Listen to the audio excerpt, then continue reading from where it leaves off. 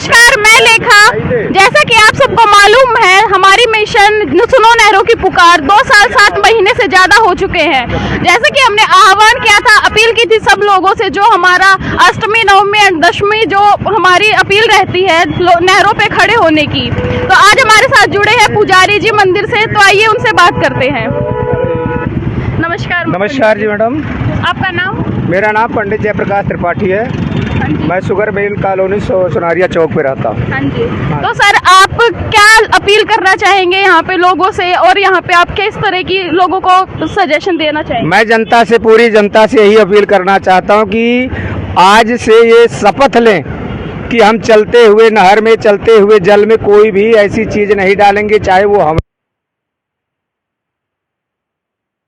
होता है, ये बहुत खुशी हो जाती है। इसलिए इस जनता से मैं निवेदन करता हूं कि जो आप अपने घर पे हवन करवाते हो, पूजा करवाते हो, पाठ करवाते हो, जितनी सामग्रियां हैं उनको लास्ट में सुखा करके, उनको भस्म बना करके वो अपने खेतरी में डालें, क्योंकि इससे आपको भी दोष लगता है और हमारे को भी दोष लगता है, सबको पीरो जीव जंतु को इससे दोष लगता है। इसलिए इस जल को जो है दूषित ना करें, हमारा तो पूरी जनता से यही निवेदन है। तो सर, हम पूछना चाहेंगे, जैसे कि हमारी अष्टमी, नवमी और दशमी के दिन जो हमारी पूजा होती है घर पे, कंजकों की पूजा की जाती है, तो सर उसमें हमारा पूजा का सामान रहता है कंजकों।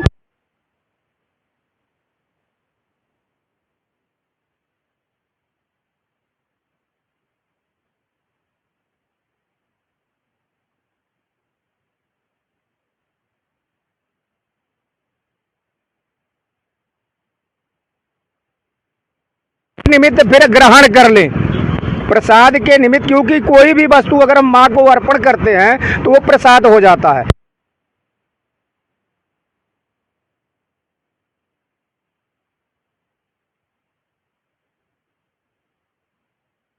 पंडित जी से यही निवेदन है कि लोग ऐसे मत करो, इसको भूमि में बल से गड्ढा बनवा करके दबा दो।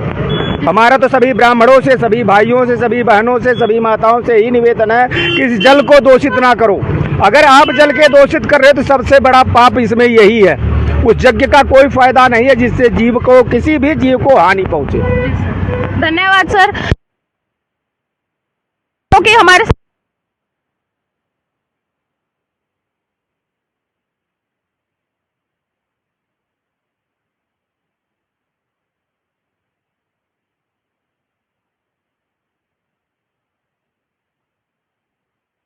ये तो जीना संभव नहीं है, उसको किसी पेड़ पौधे, ताकि प्रकृति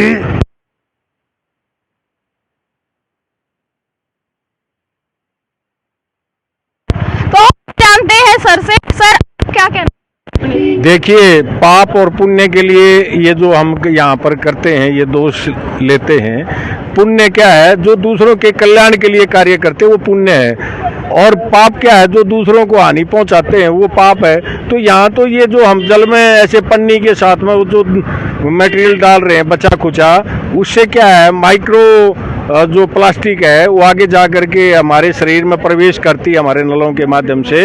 उससे क्या है, कैंसर होता है, टीबी होती है, तरह तरह की बीमारियां हमारे शरीर में आती है। हमारी भावी पीढ़ियों के लिए अगर हमने जल को सुरक्षित और संरक्षित रखना है, शुद्ध रखना है, तो हमें नहरों में किसी भी प्रकार की कोई भी चीज़ें नहीं डालनी चाहिए। ये जनता से हमारा हाथ जोड़कर निवेदन है, जल को बचाओ, जल ही जीवन है, जल है तो कल है। जानना चाहेंगे, जैसे कि हमारे पास बात आई है, जैसे कि हम लोगों को समझा, उनको वो बताते हैं कि से मान जाते हैं, लेकिन कुछ लोग रहते हैं कि जो हमसे बहस करने में जुड़ जाते हैं, जो सोचते हैं कि हाँ भाई इसमें हमारा ही फायदा है, ये हम अपने लिए कर रहे हैं। तो इसके लिए आप क्या कहना चाहेंगे सर? देखो, ऐसा है, जल ही जीवन है। जीवन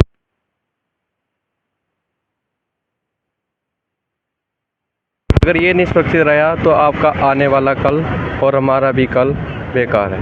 जी सर, आप इस विषय में क्या कहना चाहेंगे सर? मैडम ऐसा है, जी सर। मैडम ऐसा है कि जो हम ये सामग्री वगैरह लेके आ रहे हैं, ये शास्त्रों के अनुसार लेके आ रहे हैं, लेकिन अगर हम शास्त्रों की, तो शास्त्र में 3 चीज़ें लिखी हुई हैं। कि भी संस्कार जो है ना, संस्कार विधि जल में प्रभावित होने से, भूमि में दफन करने से और अग्नि के सुपुर्द करने से होती है। तो ये जो केमिकल है, इसको अगर हम जल में प्रभावित करेंगे तो जल दूषित होगा, और अगर हम इसको अग्नि के सुपुर्द करेंगे तो वातावरण दूषित होगा। तो मेरी तो यही प्रार्थना है कि भी जो तीसरा जो संस्कार की जो विधि है, जमीन के अंदर जो संस्करण विधि है, तो मैं तो श्रद्धालुओं से यही मेरी अपील है कि भी तीसरी विधि को अपनाएं, और जो भी अपना सामग्री है, कुछ थोड़ी बहुत दूब वगैरह या कुछ भी है, रेत एक आध चुट्टी इसमें डाल दें, और बाकी को जो है विसर्जन आप भूमि से जो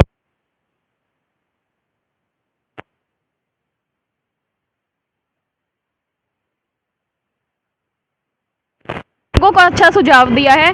तो आप लोगों से भी अपील है कि आप लोग भी हमारे साथ इस मिशन के साथ जुड़े रहिए, बने रहिए। धन्यवाद।